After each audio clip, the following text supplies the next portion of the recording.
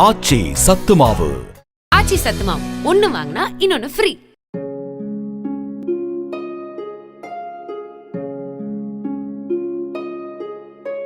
Corona ஊரடங்கு அமலில் உள்ளதால் பள்ளி, கல்லூரி உள்ளிட்ட கல்வி நிலையங்கள் மூடப்பட்டுள்ளன. இதனால் பல இடங்களில் பணிபுரிபவர்களுக்கு உரிய ஊதியம் அளிக்க முடியாமல் நிர்வாகத்தினர் திணறி வருகின்றனர். இன்னும் சில கல்வி நிலையங்களில் ஆசிரியர்களை பணியை விட்டு நீக்குவதாக குற்றச்சாட்டு எழுந்துள்ளது. இவ்வாறு வேலையை இழந்த பேராசிரியர் ஒருவர் வீட்டில் சும்மா இருக்காமல் முறுக்கு வியாபாரியாக மாறியுள்ளார்.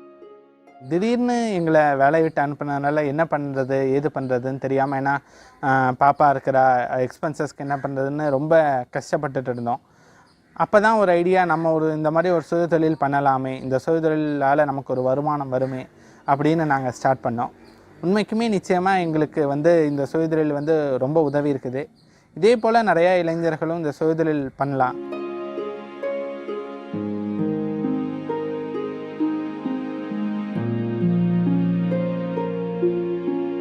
கடலூர் மாவட்டம் நெய்வேலியைச் சேர்ந்த மகேஸ்வரன் கோயம்புத்தூரில் உள்ள தனியார் பொறியியல் கல்லூரி ஒன்றில் பேராசிரியராக பணியாற்றி வந்துள்ளார்.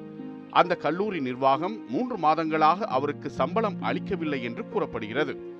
இதனால் பெரும் சிரமத்திற்கு ஆளான மகேஸ்வரன் தனது 6 மாத பெண் குழந்தை மற்றும் மனைவியுடன் சொந்த ஊர் திரும்பினார். இப்போது சுய தொழில் தொடங்கி இருப்பதாகவும் தினமும் 800 ரூபாய் கிடைப்பதாகவும் சொல்கிறார். இந்த முறுக்கு இந்த ஏரியாவுக்கு புதுசாக இருக்கும், நம்ம இதை ஏன் ஒரு பிஸ்னஸாக பண்ணக்கூடாது அப்படின்னு முதல்ல ஒரு சின்ன டப்பாவில் கொஞ்சம் முறுக்கு எடுத்து எங்கள் அப்பா கடை வச்சுருக்காங்க, அதில் வச்சோம். நல்லா போச்சு. ஸோ நம்ம ஏன் இன்னும் டெவலப் பண்ணக்கூடாது அப்படின்னு ஸ்டார்ட் பண்ணி நாங்கள் கொஞ்சம் கொஞ்சமாக ஃபஸ்ட்டு 50-100 கிராம்ஸ்னு போட்டுட்டு இருந்தது இன்றைக்கி ஒரு நாளுக்கு 4 கிலோ வரைக்கும் போட்டுட்ருக்கோம். ஸோ இந்த பிஸ்னஸ் எங்களுக்கு இந்த லாக்டவுன் டைமில் ரொம்ப ஹெல்ப்ஃபுல்லாக இருந்துச்சு.